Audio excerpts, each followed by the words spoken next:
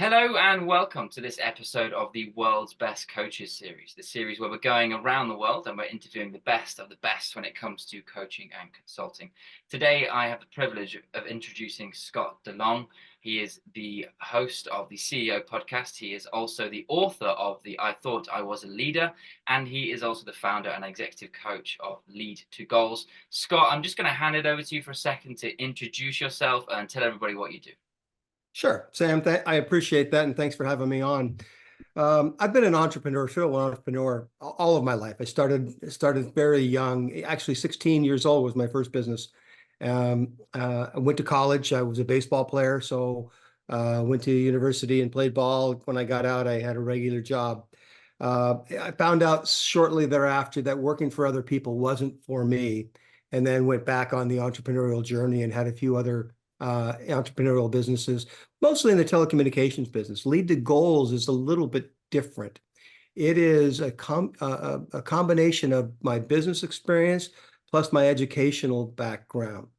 Later in life, about the time I was 45, I went back to school again, first with an executive leadership program. Then I decided I wanted to get a master's in leadership development and finally a doctorate in leadership studies. So I got my doctorate at 60 years old. It was pretty cool because my advisor was about half my age. So it was a really fun learning experience to be on campus again.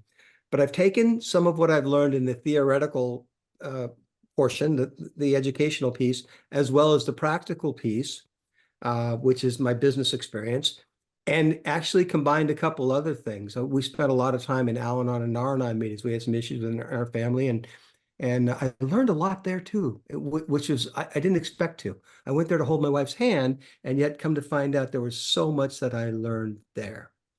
Couple that with my experience with Entrepreneur Organization, which is a group of entrepreneurs that get together and discuss and share. Like, it was really cool. I didn't grow up sharing, and here we are sharing feelings, if you will, right?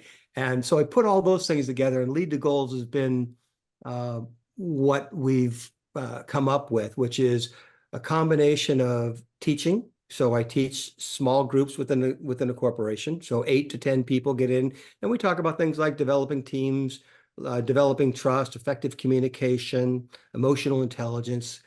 We do strategic planning as well, but then also executive coaching. What I found was that most of my clients are entrepreneurial in nature, hire me to fix the people that they've hired. Come to find out, it's not the people's fault, right? It's this entrepreneur who's hired me to fix all of them that needs as much, if not more, work than their teams need. So I ended up doing a lot of executive coaching one-on-one with people who grew up like me in this whole command and control world that we had, and then trying to teach them a little bit different, something that we call principled leadership. Yeah, I think it's a beautiful thing nowadays with the way the world is going. There are so many spaces and environments where we can meet and talk and do things like this. I think it's a fantastic addition to the world of business. Yeah, not just talk, but listen, right? The, Yes. the whole the whole concept of listening. Honestly, when I grew up in this, not only as an athlete, but then as a business person, it was you listen to the coach or you listen to the boss and you just did what they said. So you got a lot of compliance. People did what they were told. Come to find out that it works so much better when we listen to the people that are actually doing the work, getting their input on how it can be done better. Now, I have no disillusion that the boss is a smart human being. But what I've also found is a saying that I like to use is that we are almost, or not almost, we're always smarter than me. I don't care if you're the smartest person in the room. The group and the collective is going to bring new thoughts and ideas that's only going to improve the things that you think. So we are smarter than me. Absolutely, I completely agree. So, taking us back to the beginning of this journey in the coaching space, Yeah. tell me about that transition. What was it like becoming a coach, becoming an executive coach, and what was it like having your first client? I'm intrigued. My first clients were actually members of my entrepreneur organization group. So here I am 15 years or so older than these gentlemen who are going through this struggle. And some of the things that I learned in entrepreneur is to not give advice. So I'm the kind of coach that does not give advice. What I do is I ask a lot of questions. So I took my friends, people that I knew really well, and just started spending time with them. Yeah. And this wasn't a paid venture. This was like me working and mentoring with these younger folks that are part of my group. And what I learned in doing that was a process that helps them, not just in their business, but in their life. Like I've had one of my clients say, she said, this is like therapy for business.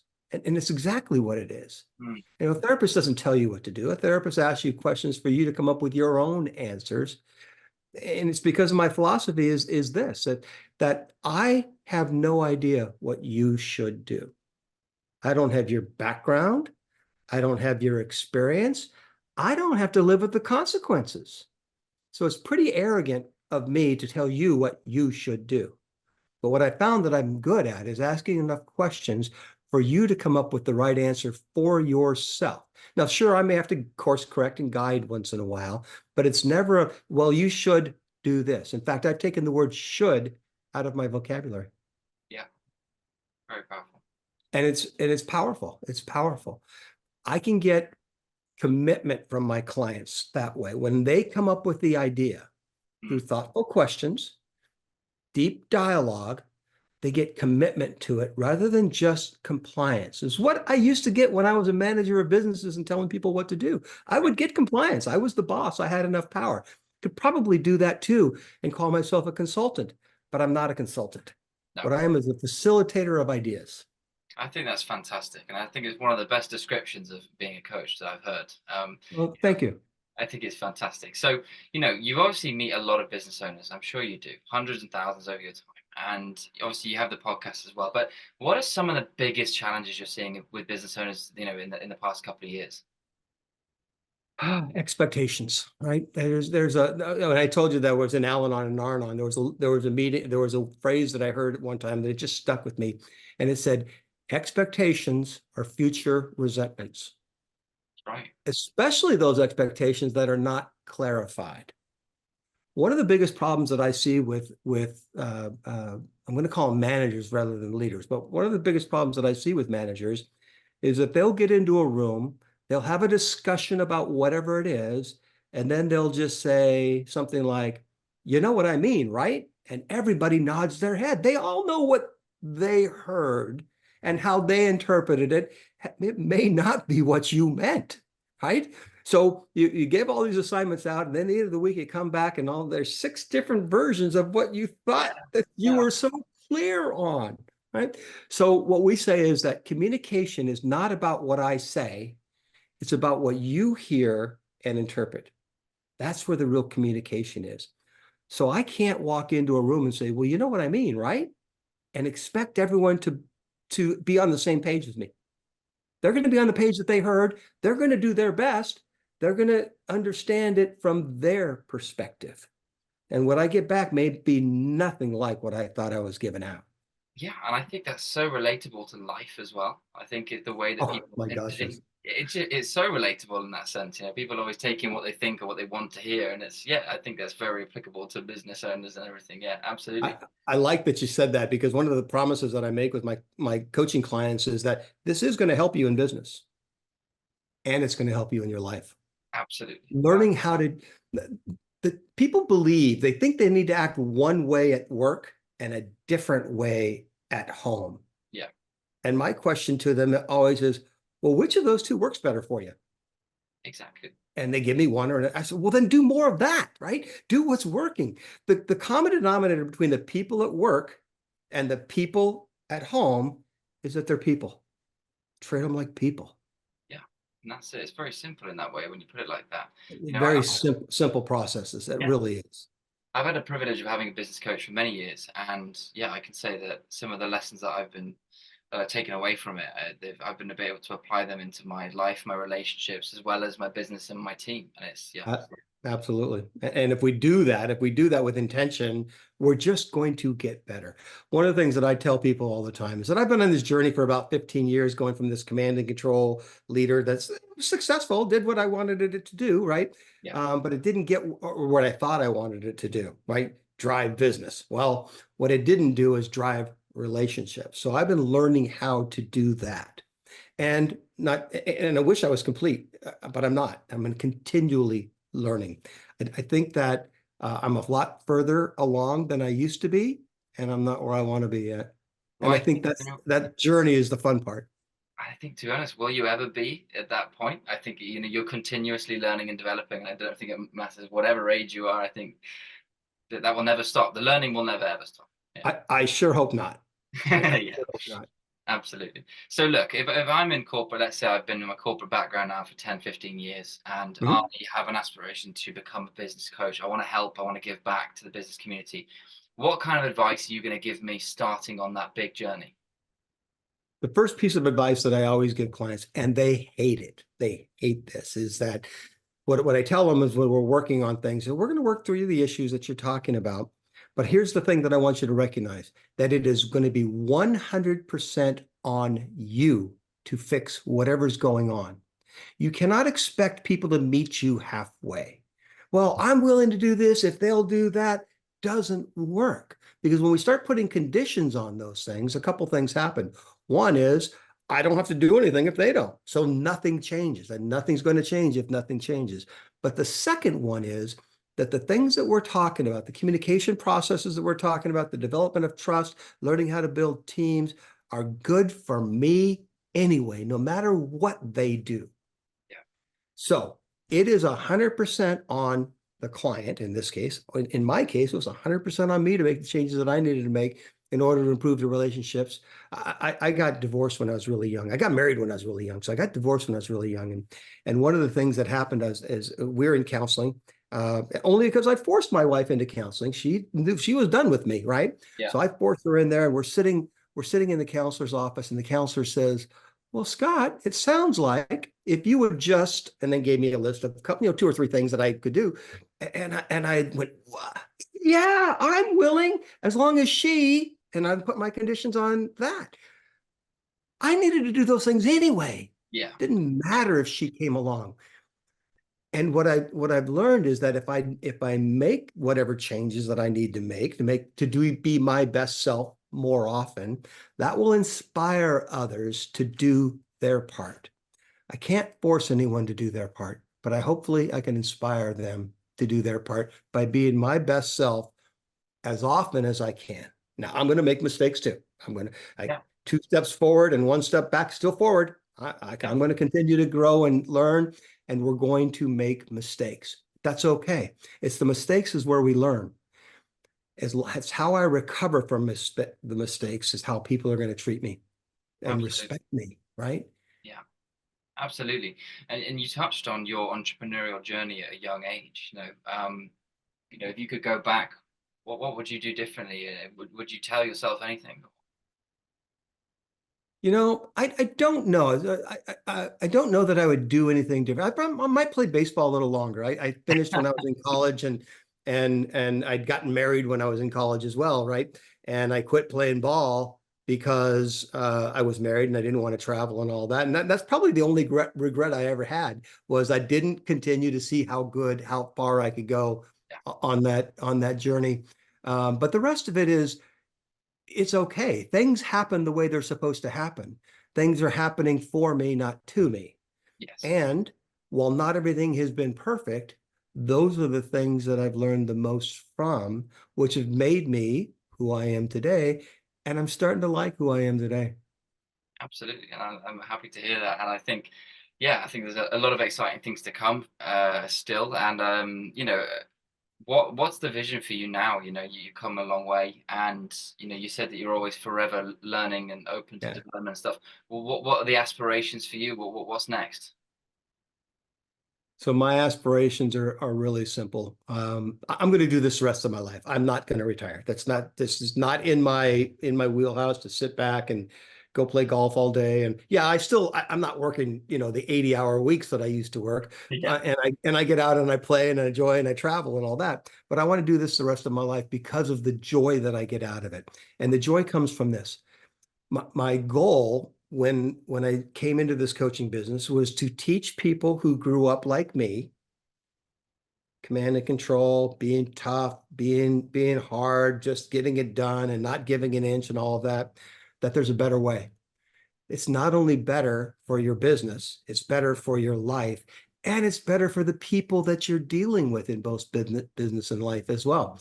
So my goal is to get the people who grew up like me to recognize and realize that they can be a lot happier than they've been and grow their business at the same time and develop better relationships by doing things a little bit differently than they thought than how they grew up, like that, than what they were taught by their mentors.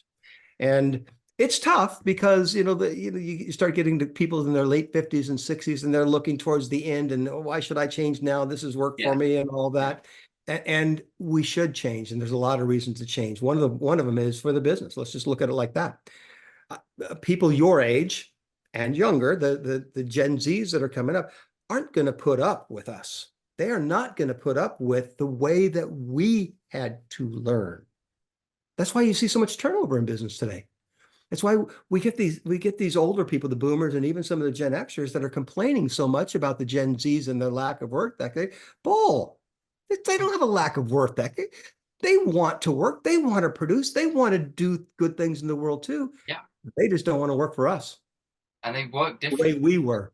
Yeah, and they work completely differently to, Absolutely. And there's so much that we can learn from that. You and I were talking about that. We were talking about technology as I need young people around me, right? But I didn't learn this technology stuff growing up. Which button do I push? How do I do? I mean, I'm not going to learn that from another boomer. We need the young people, and the young people need us too. Our wisdom, our experience, the things that we've learned, and how to. Let's just talk about communication. There's such a gap in communication preferences between your generation and mine, right? I love face-to-face, and I think that's the best way of going, and I do believe that's the best way of going, especially when we're dealing with conflict situations. You cannot use your thumbs and get out of a conflict. It doesn't work texting. When there's a problem, we need to see humanity within each other and not just a screen. So that's some of the things that the older folks can teach the younger folks, is the benefit of face-to-face communication, reading body language, listening to tone of voice, all of those things that we can help solve the conflicts. And at the same time, there's so much that you can teach us about the efficiency and speed of communication with the tools that you're bringing into the world, right? So a blending of these two ideas is better than just my idea or just your idea. Yeah, and you touched on a client of yours that had a problem with their team, and it turns out that he or she needed to look within to all of them, not just one. It's almost all of them. Yeah, and I think it's really interesting because we have a team of 16 here, and we've noticed that as we've started to hire the Gen Z era and that kind of thing, like we've had to develop the way that we approach everything, like completely. And I think sometimes it's difficult. A lot of our coaches that we work with, they have the same issue. It's people that are not open-minded enough to thinking, like they aren't going to be as receptive as you were maybe at that age. Like, It's just difference and understanding the differences. I mean, people talk about DEI, diversity, equity, inclusion, right? Yeah. There's diversity in generations as well. There's diversity in just plain thought. It doesn't always have to be diversity with color and religion and race and all that, which is good. I think diverse opinions coming from wherever they are, but recognizing that diversity is the difference between your generation and my generation, how we think. And more than just generation, the difference between the individuals, how you think. It's not the same as everyone else in your generation, right? But I want to get what you have to say. But here's the problem with this. It takes time to communicate effectively. Yeah. It's not texting someone and just getting it done. I mean, I can command and control, and I can bark out orders and people will get it done, but I'm not learning and they're not learning when they're doing exactly as they're told. And what do we want to do? We want to learn and grow and get better and make the organization better, make the humans better within all of this as well. So we need to do a better job of communicating. And the problem that I run into with entrepreneurs all the time, another meeting? Yeah, another meeting. Another interaction with a human being. How's that? Let's not call it a meeting anymore. Let's say I'm going to go talk to another human or a group of humans, right? Who's going to argue with that part? I love that. That's fantastic. That's great. So, two short little questions here for you. But Sure. if there was something that, a lesson that everyone should learn, what was a piece of advice that you would give to anybody watching? Just one thing in business. Uh, uh, Business and in life, it's both. It's respect, and not the kind of respect that I learned from my father. My father told me, respect is earned, it's not given. Right. And yes, you can earn people's respect. Absolutely, by doing good things and being really good at something, and you can earn respect. And I'm talking about a different kind of respect. I'm talking about the respect for humanity, respect for the human dignity. I have learned, I told you I had some drug issues in our family, and I've got a son who's passed. And even that child, I learned something from. He's got something to say. He's got value, right? And I'm talking about respect for human dignity, and that means I got to be humble enough to recognize that, one, I don't know everything, and two, I can learn something from everybody, even that kid that's sleeping under the dumpster. I think that's really Something to powerful. learn. Really, really powerful. I'm sorry to hear about your son. And Thank you. and yeah, wow. Well, look, one of the things that we like to end on here is another educational piece. Okay, so it's one book. It can't be your own, but is there Ah, one book that you could recommend everyone has to read? What book would that be? I'm going to go with a book called Crucial Conversations. Okay. And basically, what Crucial Conversations is suggests that when there's conflict, right? If people have differing opinions, they have if the stakes are high and that there's emotion involved, you're going to have a crucial conversation or not. We get into fight or flight mode, and a lot of people take the flight path. If you have enough power, you go to the fight power, the fight all the time and say, I'm going to just get my way. But when I'm suggesting that there is a different way, and that's a book that really is very simple to read. They probably sold over 5 million copies now. But Crucial Conversations is about a different approach, not fight, not flight, but having that conversation so that we can do better. It's not about getting my way. There's something in there that I use constantly in my coaching. Ask yourself 3 questions before you walk into any of these conflicts. What is it that I want? What is it that I want for the other person? And the third, and what I found to be the most important question, what do I want for the relationship? If I ask those questions, Yeah. I get my answers. I go to the fourth question and say, now, is what I'm about to do going to get me any of those things? And if it is, do it. And if it's not, think of another way. What Wow. do I want? What do I want for the other? And what do I want for the relationship? That came directly out of that book, Crucial Conversations, and I use it all the time. Well, I'm certainly going to go and check this book out. That sounds incredibly interesting. Yeah, and I hope everyone else does as well. I appreciate it. Awesome. Well, look, again, I hope everyone also goes and checks out your book. I would love to grab a copy as well, so I will make sure I check that out. But look, it's been fantastic, Scott. I really do appreciate you coming on and giving your kind of insight and expertise. You have a lot of knowledge to give, and I hope that you keep on giving. I'm going to keep giving because I love it. So it is my drug of choice, right? When I get in a conversation like this and I get the smiles and I see the light bulbs coming on with people, I just get such a great feeling. So really, I appreciate having the conversation with you. No worries. Thank you very much. Okay, thank you.